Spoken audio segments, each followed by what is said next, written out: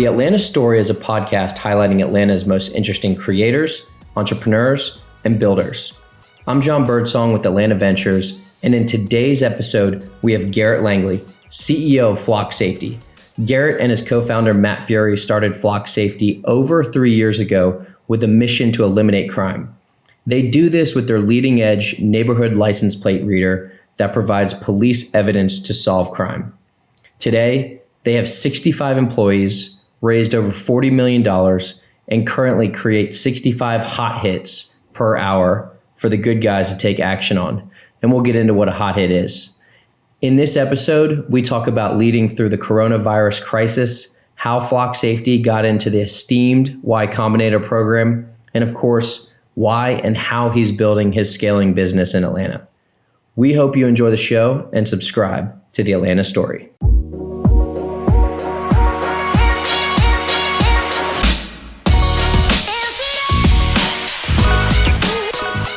Garrett Langley here today on the Atlanta Story podcast. Garrett, thank you for being here. Thanks for having me, Jon. Due to the unprecedented times, unfortunately, we're not meeting in person, but we're going to still have a great dialogue and learn a lot about the decisions you've made to get to where you are, and a lot of the decisions around building. So real quick, Garrett Langley is the CEO of Flock Safety. Flock Safety eliminates crime. It's simple. Their neighborhood license plate readers give police evidence so they can solve crimes quicker and faster. Garrett, before we get into the Flock Safety story, let's just talk about the coronavirus right now and how you're doing personally, what you're doing different than normal. Let's start there. Yeah, that's one of the main reasons why I wanted to do this today is I thought it would be interesting as a snapshot in time because I was listening to a podcast this morning and it was in a global economist, someone who's runs a $200 billion hedge fund or something like that. And he was just saying that we've had economic crises in the past. We've never had a combined health and economic crisis at the exact same time. So, personally, I think as a father, as a husband, and as a CEO, like anxiety levels are they're high, right? They're high because it's less of the impact because I'm fortunate that, my family's healthy, I'm healthy. And it's really the fear of the unknown, the fear that is this going to go on 6 months, 3 months, 12 months, 24 months. I think everyone has their own opinion. And I think what's yours? Mine, I think it's going to be a pretty rough 12 months. I think it's going to be one of those things where in the business world, the economy bounces back because I think despite maybe personal opinions on the federal government level, the CARES Act, I think is actually going to work. I think Q2 is not going to be that bad. I actually am getting a little bit more about Q3. When that money dries up, when people are like, oh, the world's not going to go back to normal. This is the new normal. Then I think we'll see Q3 and Q4 suffer. But I'm optimistic that we can get through this by 2021. Personally, I've found that, people are either going around the anxiety, either drinking more, drinking earlier, or going the opposite route of like working out, meditating, getting 8 hours of sleep. Where do you stand? Yes, I would say, my wife actually got quarantined almost 6 weeks ago now because she was at a global event and there was people from Italy and South Korea. So her company is an international company and they had everyone at that event go on lockdown. So we've been working from home as a dual income household without childcare for about 4 or 5 weeks now. The first 2 weeks is definitely more drinking, right? It was like 5 o'clock or 6 o'clock, sun goes down, not the sun in the sky, but the sun in our life. How old? Yeah, 2 years. Okay. 6:30, he's down and you're like, oh my gosh, I've been on Zooms, conference calls, meetings, emails, trying to be a decent parent. And you're like, I need a drink. But I think for us, we've kind of shifted mindsets. They're like, that's just not sustainable. Our sleep is suffering because of it. We're still having to stay up till 10 or 11 working. So we've switched much more to, okay, let's not drink during the week. Let's get back to like a normal work week where we don't drink every night and just try to exercise more, walk more. I don't know about you, but we've been walking just a ton. Yep. And you've done that for about a month and that seemed to be working? Yeah. I mean, that's, my wife and I were reflecting at dinner last night, like, what are we going to keep and what are we going to toss from this experience? And for me, I used to rush out of the house, 7:30, nanny arrives, like I'm out. And the one thing that I definitely plan to keep is even though it's only 2, like we do an hour-long walk every morning now. Wow. And it's such an awesome way to kind of start the day. Obviously I've started the day much earlier, but from like a mental mode of like, okay, the day is really roaring. Most other people are awake.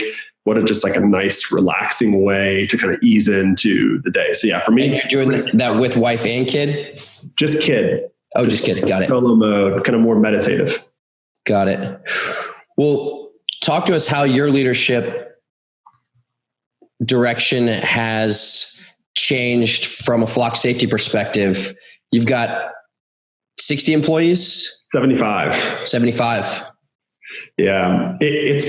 I pulled a pretty quick 180. Style wise, if you were to ask any of my direct reports, kind of my management style, it would be harsh and direct, or very results oriented, right? I want the best, I want the fastest growth, the best numbers as fast as possible at all costs. And I was emailing with our head of marketing last night, and he was like, who is this new Garrett? Because I like where he's at right now. And it's really been an increase in EQ for me, just to recognize that everyone is dealing with this in their own way. Everyone's situation is pretty different. My head of marketing has 3 kids. Like, right. I thought I was in tough shape with 1 kid, 3 kids. That's the next level. So for me, I very much kind of switched mindsets of like, I got to make sure that my team gets to the end of this epidemic or pandemic in really good mental health, because it's the team that has created the value of the company. It's not the product, it's the people that are there. And if we lose those people, then the company's worthless. So for me, it's been a much more shift towards people management and health and mental health versus just numbers. Right. So from a tactical perspective, what are you guys doing to still keep the trains operating on time, but knowing that everyone's handling this in their own way? Yeah. So, I mean, I think, we are semi-fortunate that in almost every single city that we operate in, we are considered an essential service since we're so focused on public safety. We did a quick survey of about 20 of our police chiefs who are customers and said, hey, do you personally classify us as critical for you kind of keeping public safety? And they're like, yes, 100%. So I was like, okay, cool. Then we feel good. So we have a skeleton crew still in the office, manufacturing, shipping, kind of dealing with the hardware side. Yep. And then for the rest of the staff and the more traditional software SaaS side, it's been really just a reinvigorated focus on inputs. Like, you can't control the outputs, especially today, but today you can control your inputs. Yep. And share from your perspective, just the flock safety value prop for the listeners. Yeah. And who your audience is or who you sell to. Yeah. We have 2 primary customers, kind of private citizens who care about a certain area. So that would be a homeowners association, an apartment complex, a community improvement district. It's people that can't make an arrest, but want arrests to happen. And then that's one main segment. And the second segment is the public sector. So police departments, city councils, city managers, people who actually have the authority to make an arrest. And they care more about general roads, major thoroughfares. And our main value prop is, if you go all the way back to 3 years ago when Matt Fury and I started this company, we said, look, crime actually doesn't have to exist. Violent crime has existed since the Bible, right? And it has always been acts of emotion. It is very rare, very, very rare to have a random act of violence. It's so rare, typically is, national headline news. But on the nonviolent stuff, entering autos, residential burglaries, 100% opportunistic. Like, I do X because I can get away with it. And the reason why is there's never any evidence. So like if I break into your house, there's only a 10% chance I'm going to get caught. Mm-hmm. So like if you have a limited skill set, pretty good odds. I can get into a house, maybe find a gun, maybe find a couple laptops, a TV. It's a pretty good night. And so when we talked to a bunch of chiefs early on, we said, hey, why is this problems like not getting any better? And it was really simple. There's no evidence. It's we're going to build a technology company that's focused on building new tools to capture evidence, because we believe if a police department has the evidence, they will make an arrest. And so if you look at places like Cobb County, here in Georgia, they had a 63% reduction in nonviolent crime last year. Yep. You look at places like there's a Gwinnett 85, it's a CID. They had a 90% reduction in non-residential burglaries. And walk us through how the software works, right? So if I pull into a neighborhood, it reads my license plate. Yeah. So there's two primary functions. There's the reactive and the proactive. So on the proactive side, it's really straightforward. We have an integration into the FBI, and there's a list of about 250,000 vehicles at any given time have outstanding warrants. It's a stolen car. And so if you drive by my house here in Buckhead and you're driving a stolen car, the Atlanta Police Department is notified within 10 seconds. And assuming they're not working something more important, which is possible, but not always the case, they will dispatch and go pick you up. So that happens about 65 times an hour across the country on our system. So pretty dramatic in terms of numbers. And so y'all are all over the country. It's not just 38 states, 600 cities. We track about 700 million cars a month on the system.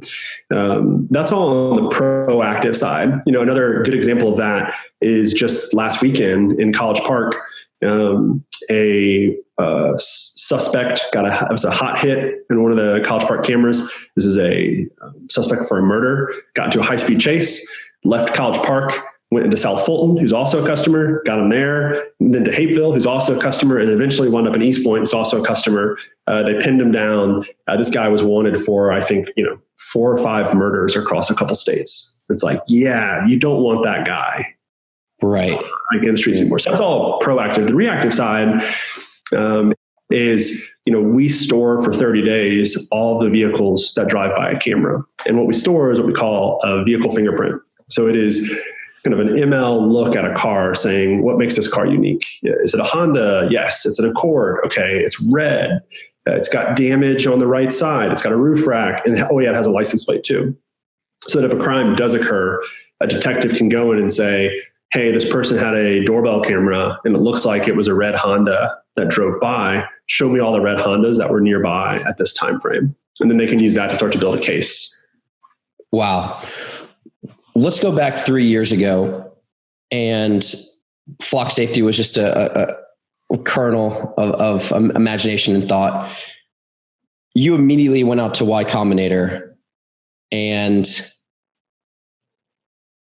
went straight for, the best of the best, skipped most of Atlanta, investors.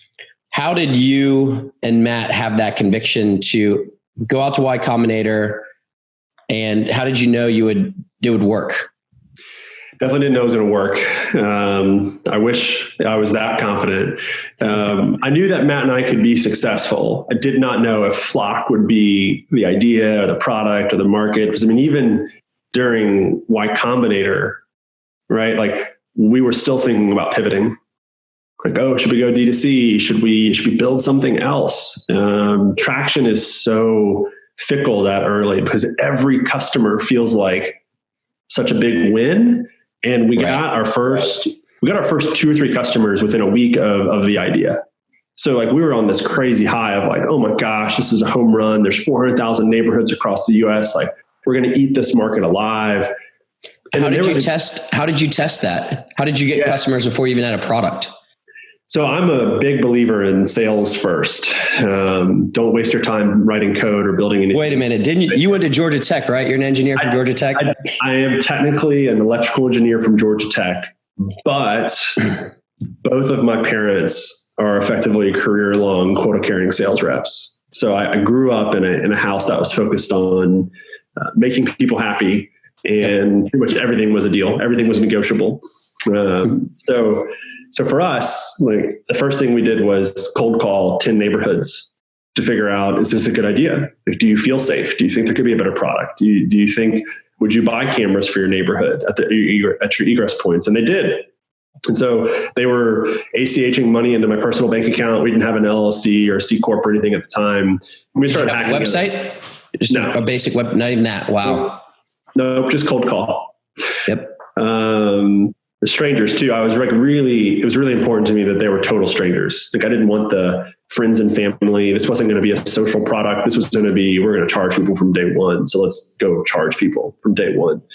But yeah, so coming to YC, like Matt and I looked at prior companies that had done, hardware plus SaaS, and it's expensive. It's really hard, if not impossible, to bootstrap a hardware company. And the parallels, the companies we looked at all had raised, 50, 75, $100+ million to get to that point of inflection where profitability was in sight. So we knew, unfortunately, that probably wasn't going to happen in Atlanta.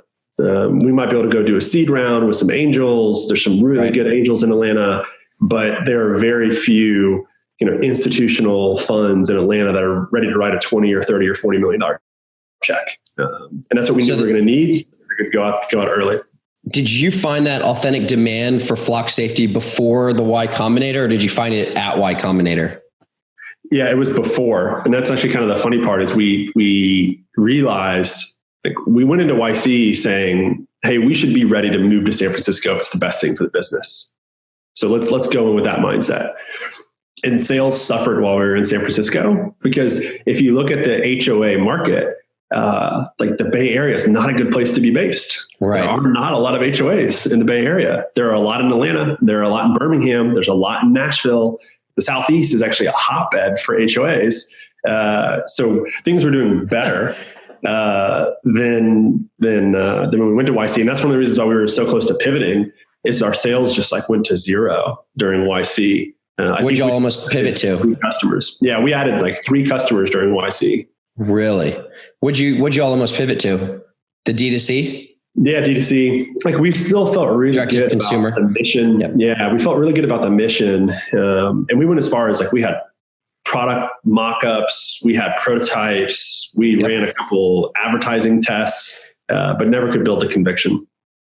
Well, the alumni of YC in Atlanta is pretty tight. What's the secret to getting in? There's no secret. It's, it's a 5-minute interview. It's one of the most intense interview processes I've ever been involved in, where, you pretty much just sit down, every question they're going to ask. They're very public about what questions they're going to ask. And afterwards, it's like, what's the take? Like, how are you making a decision? And they're like, it's 100% gut. It's total gut. It's pattern matching, but it's gut. So there's no secret. It's just I think it's pretty obvious if you don't prepare, but most people do a pretty good job preparing. But I will say, at least in the Atlanta area, I think I'm maybe 2 for 3 or 3 for 3 on companies in Atlanta that have asked for my help who have gotten in. That's good. That's very good. So you're on stage 3 months later at Y Combinator. Flock safety is, you've got a couple paying customers. There's authentic demand. Talk to us about demo day and the beginning of building that, that $50 million round that is out there in the sphere. Yeah. I'll never forget 2 things about Y Combinator. The first was on day 1, Michael Siebel, who at the time was running the program, said, there's a classic saying at Georgia Tech, which is, look to your left, look to your right. Only one of you will be here on graduation day. They've removed that, but that's a kind of like a fun historical. Georgia Tech used to be very proud of their attrition rate, which is like in hindsight, not a very like good thing to. By the way, random aside, did you graduate from Georgia Tech? I did. I actually did graduate, despite not wanting to. I definitely put in my 4 years and got my diploma. Okay, sorry, even walked across stage. But so YC's version of that was look around the room. Statistically speaking, one of you will build a company worth more than $1 billion. It's like, wow, like I want to be that person, right? Like, and it's crazy because they have the stats that like, yes, every single class has had at least $1 billion exit. That I'll never forget because it kind of resets your mindset as an entrepreneur for what success can be. Right. You don't want to go into YC with this idea of like, oh, I'm going to go build a company and sell it for $10 million, which is awesome. If you bootstrap a company and sell it for $10 million, that's incredible. Yep. YC kind of changes your mindset of what you should be thinking about. The second thing is the day before demo day, they get everyone in a room again and they pretty much say, you've got, I think it's 3 minutes on stage. These will be the highest leverage 3 minutes of your life. You've got 150 of the top tier VCs across the country, all in one room. And this is your 3 minutes to impress them. So like I said, I'm a big believer in sales first. I thought what would make Flock unique, right? Because everyone's got, SaaS metrics and ARR, and we didn't have really any of that. We had 7 paying customers for a total of $28,000 in ARR. We were not going to win the ARR battle when some people would have, $100 million in LOIs, or like you have crazy stats, right? Like they showed us the pitch from Boom, the supersonic company. Yep. And they went on stage and they had a slide that was like, we have $300 million in LOIs for sales. And it's like, wow. Okay. I don't have that slide. You know what Flock has? We got a mug shot because 2 weeks before demo day, we made our first arrest. Mm-hmm. And so we walked on stage and we're like, we build cameras that solve crime. And the next slide was a mug shot. It was like, that guy's in jail because of this product. So if you believe that people want to be safe, you should invest in Flock. And we wound up actually never building a seed deck, never putting in projections for financials and how many customers we'd have. We just said, look, if you fundamentally believe that people want to be safe and they'll pay for it, this product is already making arrests. We just got to go figure out go-to-market. We have not cracked go-to-market, we'll be honest about it, but we've built a product that works. Just straight storytelling. Yep. Through the Series A too. Yeah. So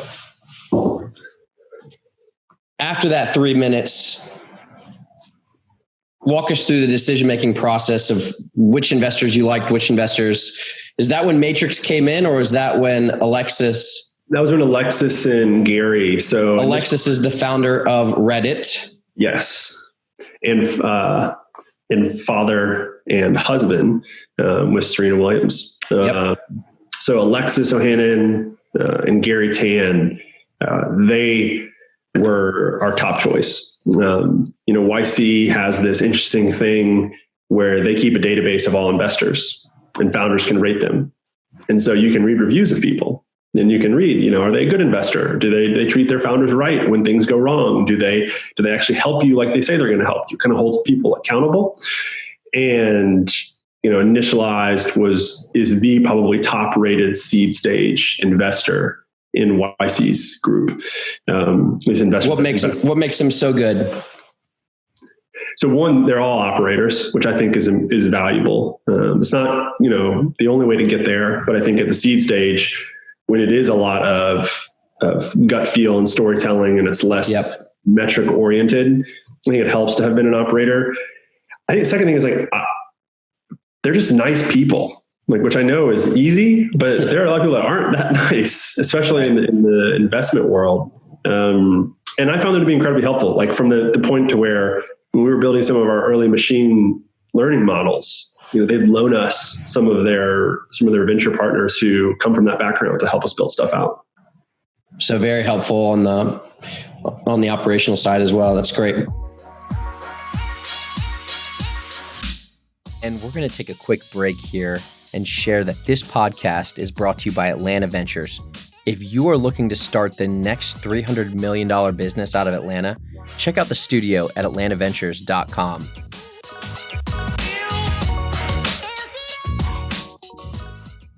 After y'all raised, was it the seed or Series A? I guess it was the seed, right? Yeah. You and Matt moved back to Atlanta. Yep. Actually, it's funny enough, the day after demo day, Matt moved back. I was like, I'll take care of the fundraising stuff. You get back to work. Move back home ASAP. We have the apartment for another couple of days. or a couple weeks, I think. And I was like, look, I'm going to close this round as fast as I can and get home. So I think, which is tough. I mean, you go there, you go somewhere for 3 months, you get into the culture, you're in the network, and it's very easy to just stay there. Mm-hmm. Yeah. And actually it's funny you say that. YC highly discourages living in San Francisco. Really? They during Y Combinator, during the batch, they really recommend living in, Redwood City, Palo Alto, somewhere that's boring, so you can really focus on work. So we actually spent the majority of our time not in San Francisco, but in Redwood City. We had a house and we worked, 20 hours a day. Yeah. Like we'd cook 3 meals together, or really 2, because Matt wakes up a lot later than I do, but 2 meals together. And then just work. There's nothing fun to do to distract you. So now you have this mentality of $1 billion business, and then you come back to Atlanta. How did that feel coming back to Atlanta and kind of going back down the same roads that you went to, college and even high school, which I want to get to as well? Yeah. On the one hand, it was nice. Neither Matt or I had a roommate in a really long time. So to have a roommate all of a sudden that you've never lived with before is like we always joke like, it was really fun. Let's not ever live together again. Right. We live very different lifestyles. So on the one hand, it was nice. I like my lifestyle in Atlanta. I like my home. I like my family. I like my, the hobbies and activities the balance in life. But it was great. Like we got back and we hired a couple people really quickly, got an office, which was exciting. And really just went back to work. Like if anything, we increased the velocity at which we were moving as a company once we got back to Atlanta. You guys settled in on the west side for office space, right? Yep. Yeah. How's that move been? Well, we've stuck it out. We always said like the geography or the neighborhood you pick is who you wind up being as a company. And it's funny. We debated a lot internally about whether we should get a house as an office. It felt very on brand to have like a house. Yeah. But then realized, that might work for Snap in LA where there's like lots of houses nearby. But then we thought like this would be really weird if we had like 6 houses in a neighborhood and that was like Flock headquarters. I'm not sure if the city of Atlanta would have been okay with it, but we wound up getting an office over on the west side and we have been there ever since. Nice. As y'all have grown, there's more spotlight in what you're doing. And there's arguably more scrutiny of, okay, you're documenting 700 million cars. At what point do you go from, hey, I'm an early stage startup underdog to like, wow, like I'm big tech, and how do you view that transition? Well, I think for Flock, we're so geographically based that in some markets we're already there, right? So in Atlanta and in Georgia at large, I don't think there's a single chief of police that doesn't know what Flock is. Mm-hmm. We are in a lot of ways the default solution in Georgia now. In Arizona, we don't exist. We just don't exist. In Minnesota, we have 0 cameras, so we definitely don't exist. So for us, like we're dealing with that on a daily basis of, what do we do in markets where we're more mature? And it's kind of forced us to mature as a business faster. It's like one of the things that I'm excited about is we have launched a kind of audit of our practices with a group based out of NYU called the Policing Project. And so they're coming in and they are looking at every single thing we do internally in terms of how we manage data, how we manage access, how we do everything from an ethics perspective. Because for us, the majority of my staff, they don't want to build a surveillance company. They want to build a crime fighting company. And we believe like at our core that if we eliminate crime, but eliminate our civil rights in the process, it's not worth it. Like it's not America. There's got to be a better way. So for us, we've kind of probably gone a step early, but I think a step at the right time to bring in a third party who, doesn't care about revenue, doesn't care about anything other than ethics and what's right for the world from a legal and from a policy perspective. And so we kicked that project off last week. And I'm kind of excited to see the results of their initial audit and what we can do to be better. That's fantastic. Did that come from a values of the leadership or values of just kind of the flock safety ethos? Where did that? I give a lot of credit to Matt here. I'm obviously pretty business driven, pretty focused on growth of the company, and he carries a lot of the soul of the company. And he doesn't want to build that type of a company where we lose our values. And so him and our head of product, Davis Lukens, have been kind of driving that constant reminder to the company of who we are and why we exist and who we don't want to be, which is almost just as important. Yep, absolutely. Talk to us about the growth metrics. High standards coming out of Y Combinator, high standards coming from the CEO. What does growth look like to Flock Safety? Yeah. So for us, last year, I think we did about 7x growth off of a multi-million-dollar base. So that felt good. We were shooting for 10 and got to, I think, 7, which was okay. The back half of the year was really strong. That was closer to 10 or 15 by the back half. For us, it's really, how fast can we get to, north of 100 million in ARR? And right now that's looking like, 2 to 3 years out, which feels good because it'll put us like at a 5-year mark that we'll have gotten to 100 million. Can you predict the coronavirus effect on revenue growth over the next 12 months? Yeah. I mean, we have 3 models that we've been operating on. The first was like the base 2020 plan. And I think like a lot of startups, we just threw that away. Just like, all right, well, that's not going to happen. Every assumption in this model needs to be reassessed.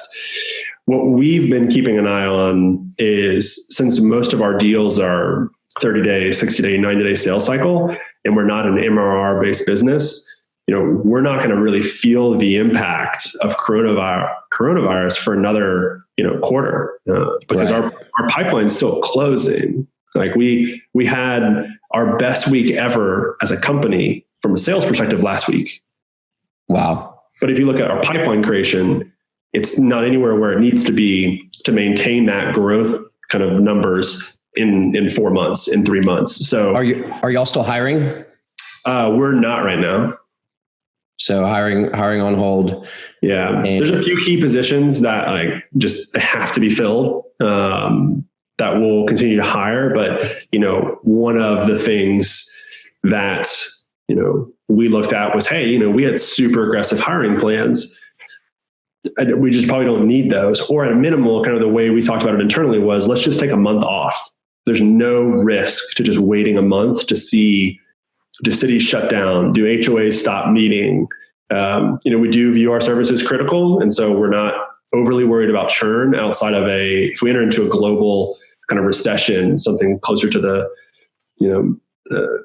Great Recession, then that might be different. But for us, it's like, no, we're pretty confident the numbers will still look good. Absolutely. And then from a fundraising perspective, any updates there that I know you guys have been kind of, all of a sudden you look up and you're like, oh wow, they just raised $9 million. Oh wow, they just raised $20 million. And there's no parade down Peachtree Street. It's more just kind of back to work. Yeah. I think for us, all in, we've raised almost $40 million in capital, which is a lot. It's a lot of money. Not a lot of companies in Atlanta that have raised that much. And as you said, my mentality on fundraising has always been, I only care about my customers. And my chiefs of police, they don't read the Atlanta Business Chronicle. And my HOA presidents, who are retired normally, they don't read, the Wall Street Journal. They don't read TechCrunch. They read the AJC. Yep. So if the AJC want to run a story on our fundraise, that'd be great. So we did, we took on some additional capital a couple of weeks ago, just about $16 million. Okay. Wow. Business Chronicle published that, and we said, hey, appreciate it. No comment for now. We'd love to run a story in something like the Police One magazine or something down the road versus this Chronicle. But yeah, we were very fortunate to have a really strong balance sheet right now. So you raised that before the coronavirus? Right in the middle of it. Right in the middle of it. Yeah. Yeah. We, in a pretty interesting development, took on a strategic partner in Axon Enterprises, formerly known as Taser. And so we will turn them on from a sales perspective. So they've got about 250 customer facing employees who will now be in Flock. So this all kind of came together in middle of February. The round closed right at the end of March. Was there a reason you decided to raise at this point? I mean, there was I think it was, I can get her name wrong. The founder of Front has a really good, medium post on fundraising. And she's like, you should fundraise when you have a high level of conviction, because if you don't, investors will see right through it. And so for me, I've always looked at fundraising as I'm going to go raise money when I personally have a high level of conviction that now is the right time. Because at the end of the day, they're investing in me, in my staff, in the company. Yep. And the metrics need to be there, of course, but it's still, you just got to convince one person to believe. And that becomes a very personal relationship. So back in kind of January, we had a board meeting ending up Q4. And I said to the board, I think we're ready. We've had 9 months of just incredible growth. I see the path forward. I'm going to go test the market. And we've got enough runway that if the market doesn't come back with a price we're willing to accept, we can, restart the process in Q4. And we got a price we were really excited about from investors we were really excited about, and decided to get it done. And we are very thankful and feeling very lucky that timing was on our side this time. Right. So the coronavirus did not affect any of the valuation or... We got, like I said, again, we were fortunate to have a really strong partner who they could have easily come back and said, hey, I want to cut the valuation by 50%, 20%. And we were pretty far along in diligence at that point, but they could have, right? And our existing investors were like, hey, we're seeing term sheets get renegotiated this late in the game.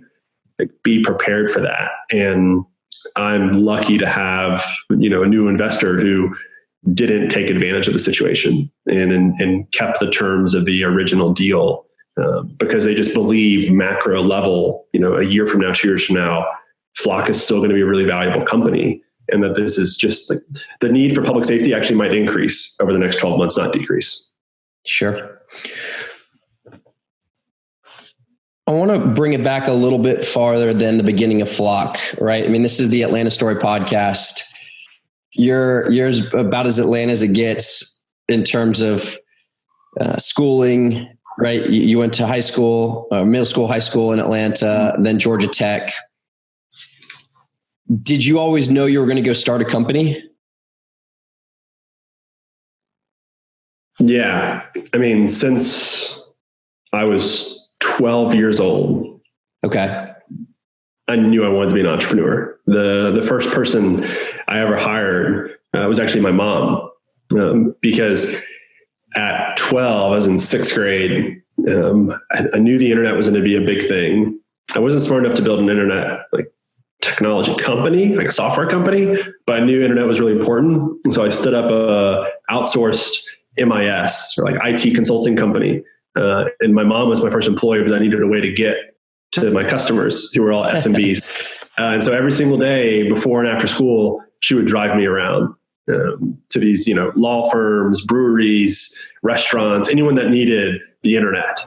And it was kind of funny. I give my mom a lot of credit for a lot of things that she sacrificed. And in hindsight, while yes, I was paying her, I think probably close to minimum wage, it's still what an incredible sacrifice for her to take the time before and after my school day to just tote me around and kind of instill that work ethic and that entrepreneurship that, at that early age.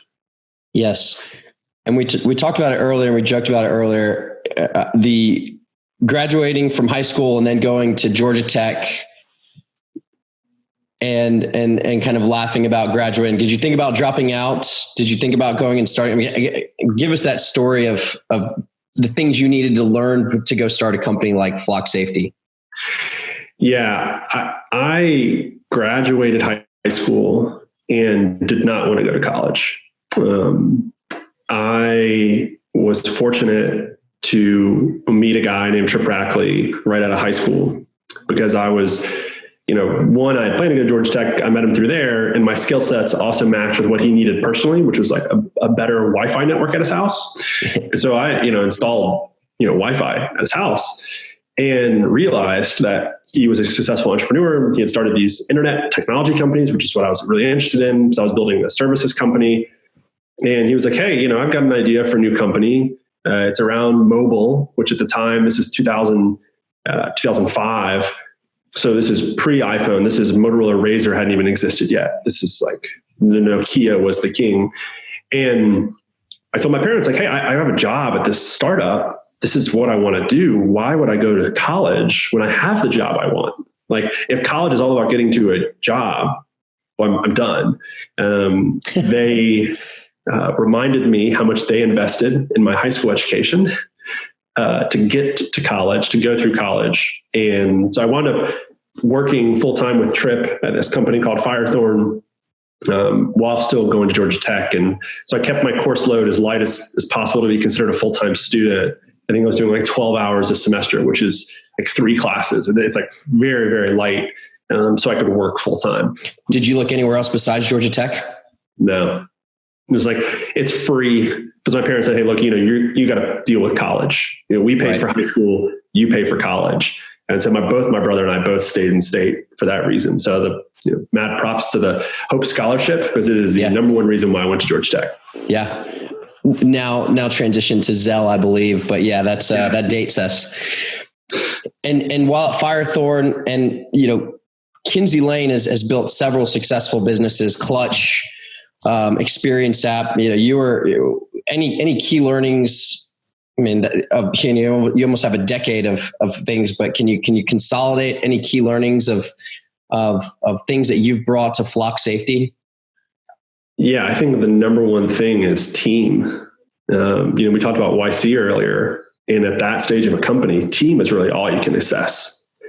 And if you look at, Trip and his track record, he's kept a really consistent, direct team. So you look at myself, you look at people like Stephen Neal and Derek Porter and Ben Ackerman, and we all did multiple companies together, most successful, but not all, but we still stuck together. And that was like really critical to me when I started Flock, that, there was a half a dozen people that I knew we were going to bring on board. And we told them, like, look, it's like Paige Todd was our first employee. And it was like, look, Paige, as soon as we have customers, we're going to hire you. Yep. It's like, your skill set isn't really as valuable when we have no customers, because you can't write code and you don't sell. So then we hired her, and we're like, you need to figure out how to sell, because we don't have as many customers as we want. So like, figure that out while we keep building the product. And then as soon as we had a need for a marketer, it's like, all right, Josh Thomas, you come on board. And as soon as we have more customers, all right. And so if you look at the first, 10 or 15 employees, 80% of them had worked with us before. And if you look at our kind of executive team, we have only one of our members of our direct executive team had we not worked with before. Yep. So I think it just increases your likelihood of success. Yep. Right now, there are entrepreneurs watching this. We're all confined at our abodes and just thinking, and entrepreneurs are sitting here saying, I want to go start a company, right? You were at that point in time of saying, I'm going to go start a company. How do you weigh the ideas, and not only the ideas, but find the authentic demand quickly? Because you did that with Flock Safety. Yeah. It doesn't always work. I toiled and termed with another company before Flock with Trip for 6 months to no results. Probably should have pulled the plug earlier, but we didn't, because we still believed in it. And I still think there's something there. We just couldn't get to it. I think we got lucky with Flock in that we hit almost market-wide product market fit on day 0.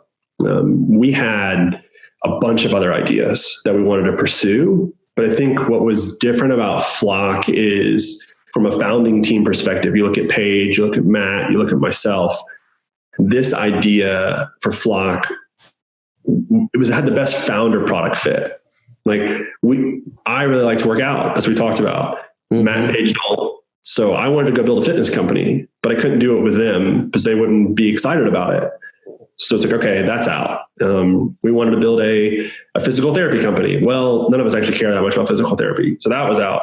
We had all these ideas, but I think, it's not talked enough about founder market fit. And like, is this just a market you're going to be excited about? Like I spend all day thinking about crime. And as a new father, it's actually invigorating. And if you look at most of our staff, they're new parents, because those are people that are extra motivated to build a safer world, because I have vested interest in what the next 30 to 50 years of America looks like, because my son's going to be living it.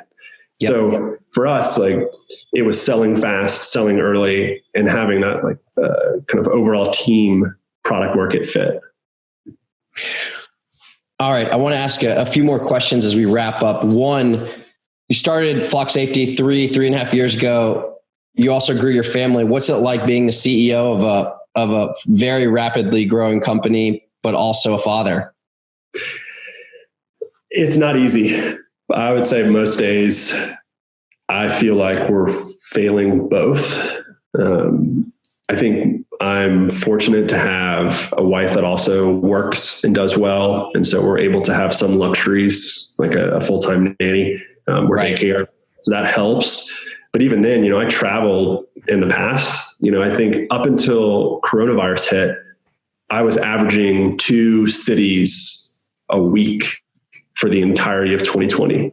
So I was gone 3 days a week, 4 days a week. And my wife was also gone, 1 or 2 days a week. So I think as parents, we felt pretty bad because we both grew up in households where the parents were around all the time.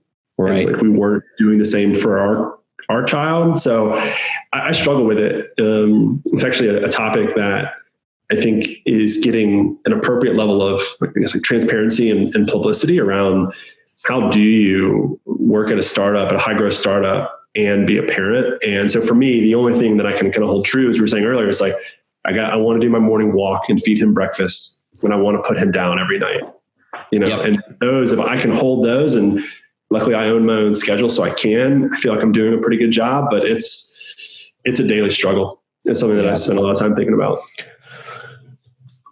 Last 2 questions. Why Atlanta, and what has Atlanta done for you?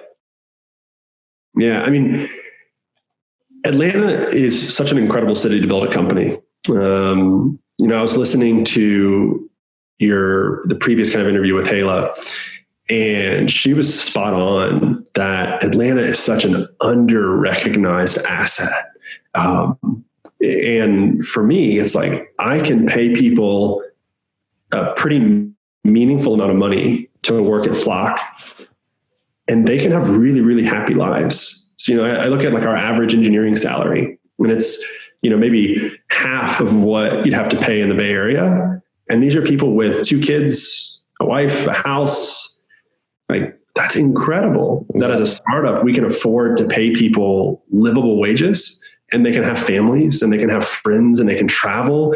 And so for me, I think business is obviously super, super important, but I'm not the kind of person who just wants to give up everything for the sake of success.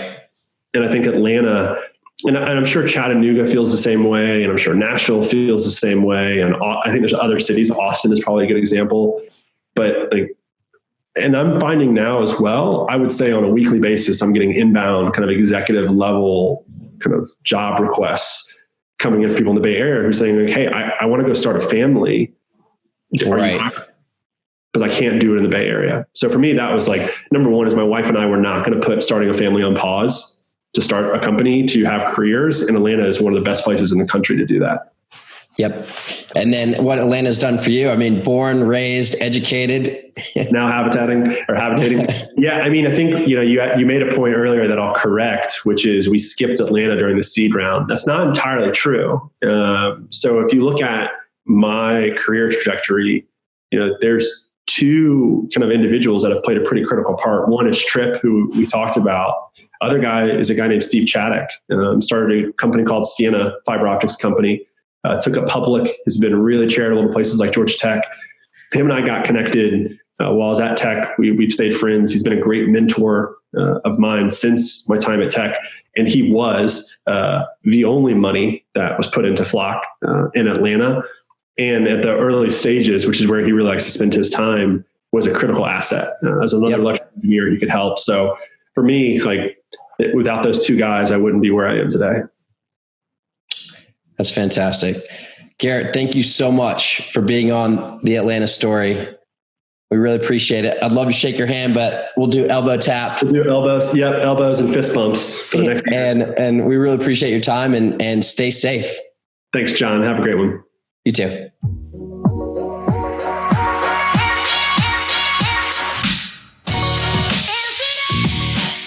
This podcast is brought to you by Atlanta Ventures. It was co-produced by JC Lucas and Jon Birdsong. If you are looking to start the next $300 million business in Atlanta, check out the studio at atlantaventures.com and the companies we work with who've done it before. Thank you for listening to this episode. If you enjoyed it, please share it at your next coffee meeting or dinner greeting, rate it, and write a benevolent, eloquent review.